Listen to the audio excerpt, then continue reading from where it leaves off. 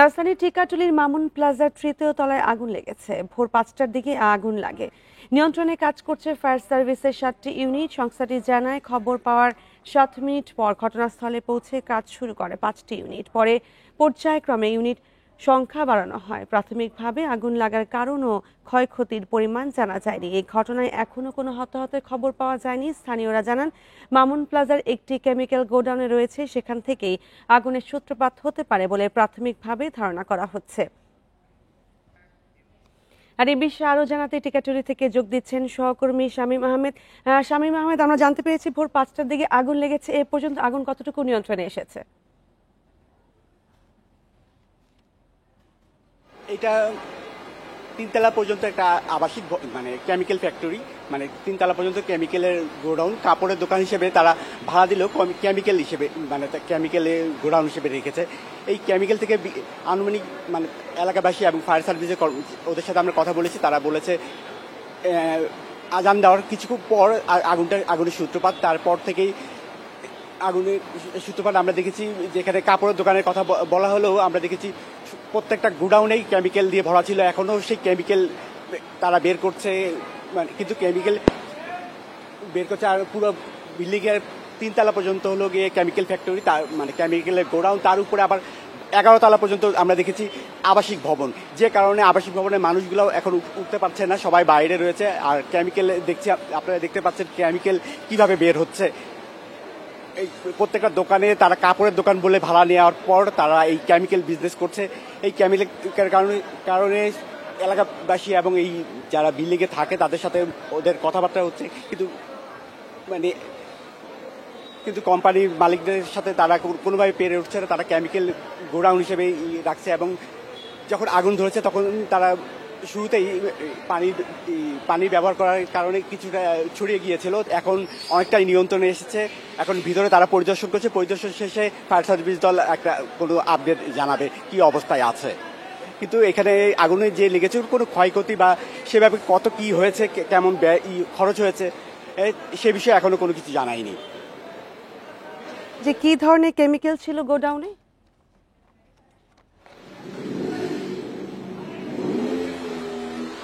শামীম, আপনি কি জানতে পেরেছেন যে কি ধরনের কেমিক্যাল ছিল গোডাউনে?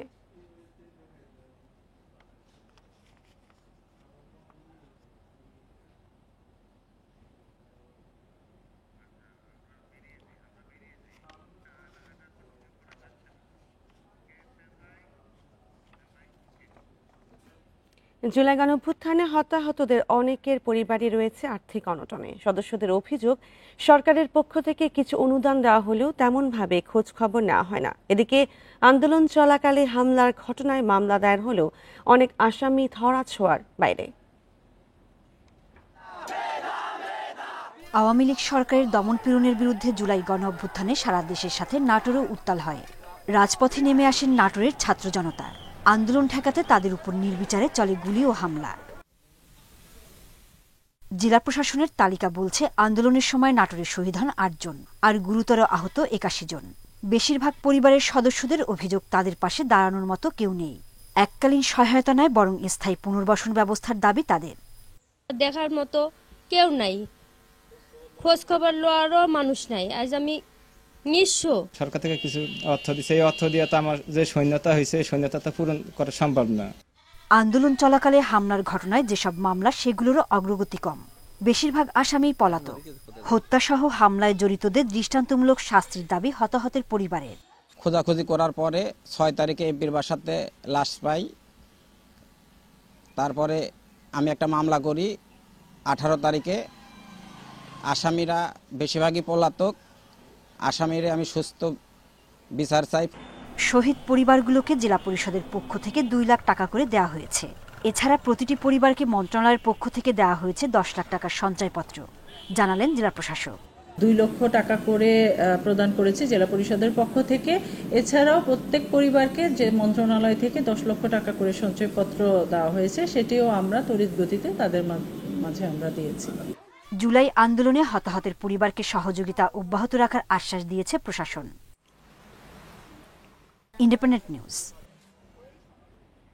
গণতান্ত্রিক ব্যবস্থাকে প্রাতিষ্ঠানিক রূপ দেওয়ার কাজ শেষ করার পরামর্শ দিয়েছেন বিএনপি চেয়ারপারসন বেগম খালেদা জিয়া। মঙ্গলবার বিকালে রাজধানীতে জুলাই গণঅভ্যুত্থানের বর্ষপূর্তির আলোচনা সভায় তিনি এ পরামর্শ দেন। সভায় বিএনপির ভারপ্রাপ্ত চেয়ারম্যান তারেক রহমান মন্তব্য করেন, সংখ্যানুপাতিক নির্বাচন ব্যবস্থা দেশের রাজনীতিতে বিভক্তি সৃষ্টি করবে কিনা ভেবে দেখতে হবে। বিজয়ের বর্ষপূর্তির বাংলাদেশ চীন মৈত্রী সম্মেলন কেন্দ্রে জুলাই আগস্ট গণঅভ্যুত্থানের শোক ও বিজয়ের প্রথম বর্ষপূর্তি উপলক্ষে আলোচনা সভার আয়োজন করে বিএনপি। লন্ডন থেকে ভার্চুয়ালি যুক্ত হয়ে অনুষ্ঠানের উদ্বোধন করেন বিএনপির ভারপ্রাপ্ত চেয়ারম্যান তারেক রহমান। অনুষ্ঠানে বিভিন্ন রাজনৈতিক দলের নেতারা ও পেশাজীবীরাও যোগ দেন। বক্তব্য রাখেন শহীদ পরিবারের সদস্যরাও। গুলশানের বাসা থেকে ভার্চুয়ালি যুক্ত হয়ে বক্তব্য রাখেন দলের চেয়ারপারসন খালেদা জিয়া। তিনি গণঅভ্যুত্থানে নিহত, গুম ও খুনের তালিকা করার তাগিদ দেন। পাশাপাশি গণতান্ত্রিক ব্যবস্থাকে এগিয়ে নেয়ার পরামর্শ দেন। গুম, খুন, বিচার, বহির্ভূত হত্যার শিকার যারা হয়েছেন তাদের তালিকা প্রস্তুত করতে হবে। দ্রুত বিচারের ব্যবস্থা ও রাষ্ট্রীয় স্বীকৃতি নিশ্চিত করতে হবে। বিএনপির ভারপ্রাপ্ত চেয়ারম্যান তারেক রহমান বলেন, সংখ্যানুপাতিক নির্বাচন ব্যবস্থা ঐক্যের বদলে দেশে বিভক্তি ও অস্থির পরিবেশ সৃষ্টি করতে পারে। বাংলাদেশের বিদ্যমান বাস্তবতায় এবং ভৌগোলিক রাজনৈতিক প্রেক্ষাপটে এই মুহূর্তে বাংলাদেশের জন্য এই ব্যবস্থাটি কতটুকু উপযোগী অথবা উপযোগী কিনা সেটি গুরুত্বের সঙ্গে ভেবে দেখা জন্য আমি সকলের প্রতি অনুরোধ রাখব। জুলাই আগস্ট গণঅভ্যুত্থানের বর্ষপূর্তির ৩৬ দিনের অনুষ্ঠানের এটি ছিল প্রথম কর্মসূচি। হাজারো শহীদের জাহানারা পারভিন, ইন্ডিপেন্ডেন্ট নিউজ, ঢাকা। জাতীয় নির্বাচনকে সামনে রেখে ফেব্রুয়ারি থেকে এপ্রিল সময়সীমা লক্ষ্য করে প্রস্তুতি নিচ্ছে নির্বাচন কমিশন। মঙ্গলবার রাজধানীর আগারগাঁয়ে সাংবাদিকদের প্রশ্নের জবাবে এ কথা জানান প্রধান নির্বাচন কমিশনার। প্রধান উপদেষ্টার সাথে সাক্ষাতের বিষয়ে সিইসি জানান, নিরপেক্ষ অবস্থান থেকে দুজন আলোচনা করেছেন। প্রধান উপদেষ্টা নির্বাচনের বিষয়ে অত্যন্ত আন্তরিক, জাতিকে অবাধ, সুষ্ঠু ও গ্রহণযোগ্য নির্বাচন উপহার দিতে চান বলেও জানান তিনি। নির্বাচন কমিশন সম্পূর্ণ প্রস্তুত আছে, তবে জাতীয় নির্বাচন ছাড়া অন্য কোনো নির্বাচনের প্রস্তুতি নিয়ে আলোচনা হয়নি। নির্বাচনের তারিখ নিয়ে কোনো আলোচনা হয়নি, যথাসময়ে শিডিউল ঘোষণা করা হবে। ইসি পুনর্গঠন প্রসঙ্গে সিইসি বলেন, নির্বাচন কমিশন কোনো ফ্যাসিস্ট সরকারের কমিশন নয়, এটি গণঅভ্যুত্থানের পরবর্তী কমিশন।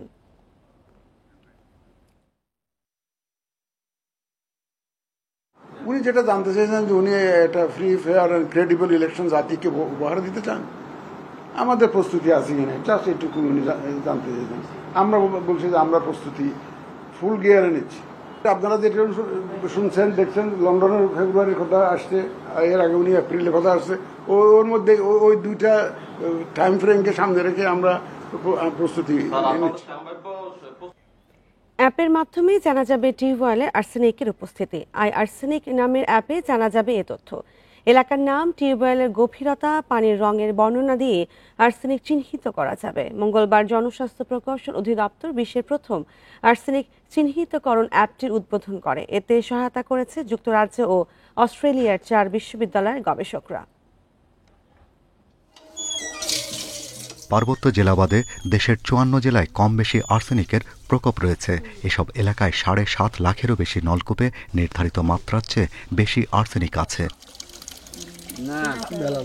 পানির বিষ খ্যাত নীরব এই ঘাতককে সহজেই চিহ্নিত করতে তৈরি হয়েছে আর্সেনিক নামে নতুন এই অ্যাপ। কার্টিন বিশ্ববিদ্যালয়, পোর্টসমাউথ বিশ্ববিদ্যালয়, ইম্পেরিয়াল কলেজ অব লন্ডন সহ 4 বিশ্ববিদ্যালয়ের গবেষকেরা যৌথ উদ্যোগে বিশ্বের প্রথম আর্সেনিক চিহ্নিতকরণ এই অ্যাপ তৈরি করেছে। মঙ্গলবার রাজধানীর কাকরাইলে জনস্বাস্থ্য প্রকৌশল অধিদপ্তর ভবনে আর্সেনিক অ্যাপের উদ্বোধন হয়। কেমিক্যালি টেস্ট করার জন্য আপনার লাগবে হলো যে একটা স্পেশালাইজ কিট লাগবে, কিংবা আপনাকে স্যাম্পল কালেক্ট করে সেটা ল্যাবে পাঠাতে হবে, যেটা কিনা বাংলাদেশের রুরাল এরিয়ার কারোর এই ধরনের কোনো স্কোপ নেই। লালচে দাগ বা কালচে দাগ একটা ইনফরমেশন, ডেপথ যে গভীরতা কত সেটা আরেকটা ইনফরমেশন, এবং সেটা কোন জায়গায় লোকেটেড, কোন গ্রামে। এই 3টা ইনফরমেশন হলেই আমরা তাকে বলে দিতে পারতেছি যে তার টিউবওয়েলে আর্সেনিকের ঝুঁকি আছে কিনা। গবেষকেরা বলছেন, সারা দেশে সবচেয়ে বেশি গোপালগঞ্জ, চাঁদপুর, কুমিল্লা, সাতক্ষীরা, লক্ষ্মীপুর সহ 2 কোটি মানুষ আর্সেনিকে আক্রান্ত। তাই এ সম্পর্কে সহজে তথ্য জানা গেলে প্রতিকারও সহজে সম্ভব। ওয়াটার বর্ন ডিজিজ কিন্তু একটা বড় ধরনের জিনিস, বিভিন্ন ধরনের ডিজিজ হয়। তো আমরা যদি মানুষকে সুপেয় পানি না দিতে পারি, এই যে জনসংখ্যা যারা রেগুলার এটা পান করছে, একসময় তাদেরকে নিয়ে আমাদের একটা বড় ধরনের হেডেক হয়ে যাবে বা মাথা ব্যথা শুরু হবে যে তাদেরকে কিভাবে আমি ট্রিটমেন্ট দিতে পারি, কারণ তাদের এগুলি it can cause cancer, it can cause other things. তো এই ঝুঁকি কমানোর জন্য আমাদের এই যে আমরা অ্যাপ ডেভেলপ করেছি, আমরা ড্যাশবোর্ড ডেভেলপ করেছি। 20 বছরে দেশে মাত্রাতিরিক্ত আর্সেনিকযুক্ত নলকূপের সংখ্যা অর্ধেকে নেমেছে। তবে এখনও দেশের প্রায় 14% নলকূপের পানিতে মাত্রাতিরিক্ত আর্সেনিক রয়েছে। Shahriar Anirban, independent news, Dhaka. বিজিবির সতর্ক অবস্থানের পরও খাগড়াছড়ির সীমান্ত দিয়ে ভারতের পুশিন ঠেকানো যাচ্ছে না। দুর্গম পাহাড়ের সুবিধা নিয়ে রামগড়, মাটিরাঙ্গা ও পানছড়ি সীমান্ত দিয়ে এ পর্যন্ত 1.5 শতাধিক মানুষকে পুশিন করেছে বিএসএফ। এতে নিরাপত্তা বিঘ্নের শঙ্কায় স্থানীয়রা। ভারত থেকে পুশিন ঠেকাতে যৌথ টহল সহ বিভিন্ন পদক্ষেপ নিয়েছে বিজিবি ও জেলা প্রশাসন। চলতি বছরের 7 মে খাগড়াছড়ির মাটিরাঙ্গা ও পানছড়ির বিভিন্ন সীমান্ত দিয়ে 80 জন নাগরিককে জোরপূর্বক বাংলাদেশে ঠেলে দেয় বিএসএফ। এরপর গত 2 মাসে মোট 159 জনকে বিভিন্ন দুর্গম সীমান্ত দিয়ে পুশিন করেছে ভারতীয় সীমান্তরক্ষী বাহিনী। ভারতের গণমাধ্যমের খবরে জানা যায়, গুজরাট, মহারাষ্ট্র, হরিয়ানা সহ বিভিন্ন রাজ্য থেকে গণহারে আটকের পর বিমানে করে ত্রিপুরার আগরতলায় আনা হয় ভুক্তভোগীদের। পরে দক্ষিণ ত্রিপুরায় এনে গভীর রাত বা ভোরে খাগড়াছড়ির শান্তিপুর, তাইদং, আচলং, লোগা, গ্রাগবর সহ বেশ কয়েকটি পয়েন্ট দিয়ে ঠেলে দেওয়া হয় বাংলাদেশে। আমার মেয়ে আছে, আমার নাতি আছে, আমার ছেলে আছে ছোটটা। বিএসএফ এর ক্রমাগত পুশিন ঠেকাতে সীমান্তরক্ষী বাহিনীর তৎপরতা বাড়ানোর দাবি এলাকাবাসীর। সীমান্তে নিরাপত্তা না বাড়ালে আরও পুশিনের শঙ্কা তাদের।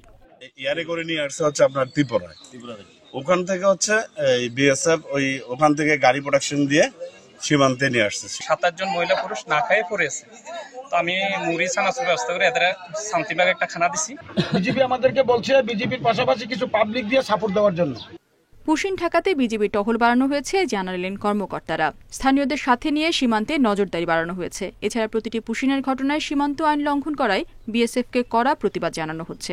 জনসাধারণকে সাথে নিয়ে আমরা একত্রে পুশিন প্রতিরোধে কাজ করে যাচ্ছি। সেই সাথে নিয়ম অনুসরণ না করে পুশিন করায় বিজিবি পতাকা বৈঠকের মাধ্যমে আমাদের প্রতিবাদ আমরা জানাচ্ছি। পুলিশ, আনসার, ভিডিপি নিয়ে আমরা যৌথ টহল অব্যাহত রেখেছি এবং স্থানীয় প্রশাসনকে ইনভলভ করে এখানে স্থানীয় জনসাধারণকে নিয়ে আমরা সচেষ্ট রয়েছি যাতে এই ধরনের ঘটনার পুনরাবৃত্তি না ঘটে। খাগড়াছড়ির বিভিন্ন সীমান্ত দিয়ে পুশিন হওয়া 1.5 শতাধিক মানুষের বেশিরভাগই নারী ও শিশু। Independent news. সিলেটের সরকারি প্রাথমিক বিদ্যালয়ে ওয়াশ ব্লক নির্মাণ প্রকল্প শেষ না করে বিল তুলে নিয়েছেন ঠিকাদার। জনস্বাস্থ্য প্রকৌশলী ও ঠিকাদারের যোগসাজশে কাজই হয়নি এমন বিদ্যালয়ে অগ্রগতি দেখানো হয়েছে 60 থেকে 85%। আবার কোথাও কাজ দ্রুত শেষ করার মৌখিক আশ্বাসে হস্তান্তর নথিতে স্বাক্ষর দেওয়া হয়েছে প্রধান শিক্ষকের। সিলেট ওসমানী নগরের পাটুলিপাড়া সরকারি প্রাথমিক বিদ্যালয়ে এখনও ওয়াশ ব্লক নির্মাণ শুরু হয়নি, কিন্তু অগ্রগতি 85% দেখিয়ে বিল তুলে নিয়েছেন ঠিকাদার। করণশী সরকারি প্রাথমিক বিদ্যালয়ে দ্রুত কাজ শেষ করার মৌখিক আশ্বাসে হস্তান্তর নথিতে স্বাক্ষর নেওয়া হয়েছে প্রধান শিক্ষকের। তাদের একটা শাস্তিমূলক ব্যবস্থা করা দরকার, কারণ যদি আমাকে এই ধরনের ইগনোর করে আমার কাজ হয় নাই, যদি ওনারা বলে 85% হয়ে গেছে, তাহলে আমার ধারণা হচ্ছে ওনারা আরও এই ধরনের কাজ করতেছে। আশ্বাস দেয় যে কাজটা আমরা শেষ করে দিব ইতিমধ্যেই, আপনি স্বাক্ষর দিয়ে দেন। আর আমাদের প্রধান শিক্ষক ওনাদের কথা শুনে স্বাক্ষর দিয়ে দেন। স্বাক্ষর দেওয়ার পরে ওনারা আর কাজটা সম্পন্ন করে নাই। প্রাথমিক শিক্ষা উন্নয়ন কর্মসূচি 4-এর আওতায় সিলেটের 13 উপজেলায় চলছে 100 কোটি টাকার এই প্রকল্প। 618টি বিদ্যালয়ের মধ্যে কাজ হয়েছে মাত্র 247টিতে, আর কোথাও কাজ শুরু হয়নি, অথচ বিল তুলে নিয়েছেন ঠিকাদাররা। 2023 সালে ওয়াশব্লকটা শুরু হয়েছে, এখন পর্যন্ত কাজের কোনো সমাপ্তি হয় নাই। শেষ হয়ে যাবে করে দিব ওরকম বলছে আমারে। আর কর্তৃপক্ষ কেউ আমার সাথে যোগাযোগ করেনি। যদিও একটি ঠিকাদারি প্রতিষ্ঠান বলছে জুনের বিল পাওয়ার পর চলতি মাস থেকে আবার কাজ শুরু হবে। ফান্ড আসে, ফান্ড আবার একটু আবার 3-4 মাস 6 মাস সময় লাগে। এরা হয়তো 5-7 লাখ বেশি অতিরিক্ত নিচে নেয়, লাগাইতে বা রাখতে। এটা আবার কাজ তো চলমান, কাজ তো বন্ধ হয়নি বা বন্ধ হবে না। এসব বিষয় জানতে জনস্বাস্থ্য প্রকৌশল অধিদপ্তর কর্মকর্তাদের কার্যালয়ে বারবার গিয়েও পাওয়া যায়নি কাউকে। তবে জেলা প্রশাসক জানিয়েছেন অনিয়মের তদন্ত করে ব্যবস্থা নেওয়ার কথা। কাজ শেষ না করে বিল তুলে নেওয়া, এটা আমাদের বিভিন্ন মাধ্যমে আমাদের কাছে এসেছে। তদন্ত করার জন্য আমরা একটা প্রক্রিয়া নেব, একটা কমিটি করে দেবো, যারা যেসব অঞ্চলে এই বিষয়ে অভিযোগ এসেছে তদন্ত করে দেখবে এবং সেই অনুযায়ী আমরা কর্তৃপক্ষকে জানাবো। যেসব বিদ্যালয়ে কাজ শেষ হয়েছে সেখানেও আছে নিম্নমানের নির্মাণ সামগ্রী ব্যবহারের অভিযোগ। এসব অনিয়মে জড়িতদের বিরুদ্ধে কার্যকর ব্যবস্থা নেওয়ার দাবি জানিয়েছেন বিশিষ্টজনরা। Independent news. কয়লা, পাথর খনি, বন্দর, বিদ্যুৎ কেন্দ্র, সস্তা শ্রমিক সবই আছে, ছিল সরকারের নীতি নির্ধারকরাও। এরপরও গত 15 বছরে কোনো উন্নয়ন হয়নি উত্তরের জেলা দিনাজপুরের। উল্টো বন্ধ হয়েছে শিল্প কারখানা। বিশিষ্টজনরা বলছেন, মন্ত্রী, এমপি এবং রাজনীতিবিদদের মধ্যে সমন্বয় না থাকায় পিছিয়ে পড়েছে এই জেলাটি। দিনাজপুরে বড়পুকুরিয়া কয়লা খনি চালু থাকলেও বিগত সরকারের সিদ্ধান্তহীনতায় চালু হয়নি দিঘিপাড়া খনিটি। এছাড়া পাথর খনি, তাপবিদ্যুৎ কেন্দ্র রয়েছে হিলি স্থলবন্দর। তবে চুক্তির 12 বছরে চালু হয়নি একমাত্র রেল সংযোগ সহ বিরল স্থলবন্দর।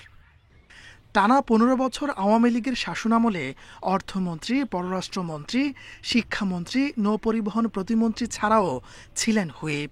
শস্য ভাণ্ডারখ্যাত সম্ভাবনাময় জেলাটিতে গড়ে ওঠেনি কৃষিভিত্তিক কারখানা, বরং বন্ধ হয়েছে চিনিকল, টেক্সটাইল মিল। অপরাজনীতির যে সংস্কৃতিটা আমাদের ভিতর ঢুকে পড়েছে এবং মাসল ম্যান দিয়ে কন্ট্রোল করবার যে প্রবণতাটা তৈরি হয়েছিল, এটি আমাদেরকে সর্বনাশ করছে। বিশিষ্টজনরা বলছেন, দীর্ঘ সময় ক্ষমতায় থাকলেও উন্নয়নের ধারাবাহিকতা রক্ষার পরিবর্তে ব্যক্তিগত দুর্নীতি বজায় রেখেছিল আওয়ামী লীগ। উন্নয়নের ধারাবাহিকতা তো এখানে ছিলই না, বরঞ্চ দুর্নীতির যে ধারাবাহিকতা সেটাই এখানে বিদ্যমান ছিল। পিছিয়ে পড়া জেলার উন্নয়নে 4 লেন সড়ক, শিল্প কারখানা তৈরি, পর্যাপ্ত হিমাগার স্থাপন, বন্ধ কারখানা ও বন্দর চালুর দাবি ব্যবসায়ীদের। মন্ত্রী এবং এমপিদের মধ্যে সমন্বয় না থাকার কারণে এই উন্নয়নগুলি হয়নি। গ্যাসের ব্যবস্থা করা হয়, তাহলে এখানে কৃষি মিল সেক্টরে অনেক উন্নয়ন হবে। সরকারের বিশেষ গুরুত্ব বিবেচনায় সম্ভাবনাময় জেলাটির উন্নয়ন পরিকল্পনা এগিয়ে নেওয়ার পরামর্শ বিশিষ্টজনদের। উত্তরবঙ্গের মানুষ বা উত্তরবঙ্গের এই জনপদগুলো বা এই ডিস্ট্রিক্টগুলো কিছুটা পিছিয়ে আছে। আমরা যদি কম্পেয়ার করি দক্ষিণবঙ্গের সাথে, সেখানে দেখবো যে সেই সব জায়গাতে যতটা ইনফ্রাস্ট্রাকচারাল ডেভেলপমেন্ট হয়েছে, এইখানে কিন্তু সেই তুলনায় হয়নি। 3444 বর্গ কিলোমিটার আয়তনের এই জেলায় জনসংখ্যা প্রায় 35 লাখ। 13টি উপজেলা নিয়ে সংসদীয় আসন রয়েছে 7টি। Independent news. ব্যবসায়ীদের শীর্ষ সংগঠন এফবিসিসিআইকে রাজনৈতিক প্রভাব মুক্ত করতে একমত হয়েছেন সম্ভাব্য প্রার্থীরা। এতে সংগঠনের গতি ফিরে আসবে বলে মনে করছেন তারা। অর্থনীতিকে এগিয়ে নিতে তারা পরবর্তী 10 বছরের পরিকল্পনা হাতে নিতে চান। এদিকে নির্বাচন নিরপেক্ষ করতে ব্যবস্থা নেওয়ার কথা জানান এফবিসিসিআই প্রশাসক। গত 18 জুন ব্যবসায়ীদের শীর্ষ সংগঠন এফবিসিসিআই নির্বাচন বোর্ড 2025-27 মেয়াদের পরিচালনা পর্ষদ নির্বাচনের তফসিল ঘোষণা করে। জানানো হয়, এফবিসিসিআইয়ের নতুন নেতৃত্ব বেছে নিতে আগামী 7 সেপ্টেম্বর ভোট হবে। অতীতে নির্বাচিত পরিচালকদের ভোটে সভাপতি, সিনিয়র সহসভাপতি এবং সহসভাপতি নির্বাচন করা হতো। এফবিসিসিআইকে রাজনৈতিক প্রভাবমুক্ত করতে এবার সে প্রথা বাতিল করা হচ্ছে। ফলে সাধারণ পরিষদের সদস্যরাই ভোট দিয়ে নির্বাচন করবেন আগামী নেতৃত্ব। নির্বাচন সামনে রেখে আনুষ্ঠানিকভাবে তৎপরতা শুরু করেছে বৈষম্য বিরোধী সংস্কার পরিষদ। আবার অনেকে এখনও প্রকাশ্যে না এলেও দীর্ঘদিনের রাজনৈতিক প্রভাব থেকে এফবিসিসিআইকে মুক্ত করতে কাজ করার প্রতিশ্রুতি দেন। আমি কোনো পলিটিক্যাল ব্যানারে আসবো না। আমি আমাদের যে গ্রুপের ব্যবসার যে যোগ্যতা, বিগত দিনের আমাদের যে বাস্কেটে আমরা কতটুকু ভ্যাট দিয়েছি, ট্যাক্স দিয়েছি, পলিসি ইনফ্লুয়েন্স করতে পেরেছি, এইসব যোগ্যতা নিয়ে আমি আমার ভোটারদের কাছে দিতে চাই। আমাদের এনবিআর এর সাথে যখন আমাদের কোনো বিষয়ে, ট্যাক্সের বিষয়ে, ভ্যাটের বিষয়ে আসতো, তখন কিন্তু তারা কোনো কথা বলতে পারতেন না, কারণ তাদের টুটি চেপে ধরা থাকতো। 2026 সালে এলডিসি উত্তরণের পর অর্থনীতির নানা চ্যালেঞ্জ মোকাবেলায় 10 বছরের পরিকল্পনার কথাও জানান সম্ভাব্য প্রার্থীরা। আগামী 10 বছরে আমাদের আরো কোন কোন ব্যবসার দুয়ার উন্মোচিত হবে সেই দিকে আমাদের ব্যবসায়ীদেরকে ডাইভার্ট করা, গভর্নমেন্টকে সেই অনুযায়ী পলিসি দেওয়া। ২৬ জুলাই প্রকাশ করা হবে পরিচালনা পর্ষদ নির্বাচনের চূড়ান্ত ভোটার তালিকা। প্রার্থীদের অভিযোগ, তালিকা হালনাগাদ না করে তফসিল দেয়ায় প্রচারের সমস্যায় পড়ছেন তারা। তবে এফবিসিসিআই প্রশাসক জানান, হালনাগাদ প্রক্রিয়া এবং ভোটার প্রস্তুতি দুটি সমান তালে চলবে। আগে ভোটার তালিকা করে পরে তফসিল দেওয়ার বিধান নাই, কোনো ধরনের চাপ কোনো দিক থেকে আমরা ফিল করছি না। আমি খুব আশাবাদী এবং সবাই বলছে যে এবার একটা ভালো নিরপেক্ষ নির্বাচন অনুষ্ঠিত হবে। নতুন বিধিমালা অনুযায়ী পরিচালনা পর্ষদের আকার ৮০ থেকে কমিয়ে ৪৬ জনে আনা হয়েছে। তৌহিদ রানা, ইন্ডিপেন্ডেন্ট নিউজ, ঢাকা। আর এই ছিল এখনকার সংবাদে। ইন্ডিপেন্ডেন্ট টেলিভিশনের সব খবর বিস্তারিত জানতে চোখ রাখুন ফেসবুক, ইউটিউব ও এক্সে। ধন্যবাদ সবাইকে।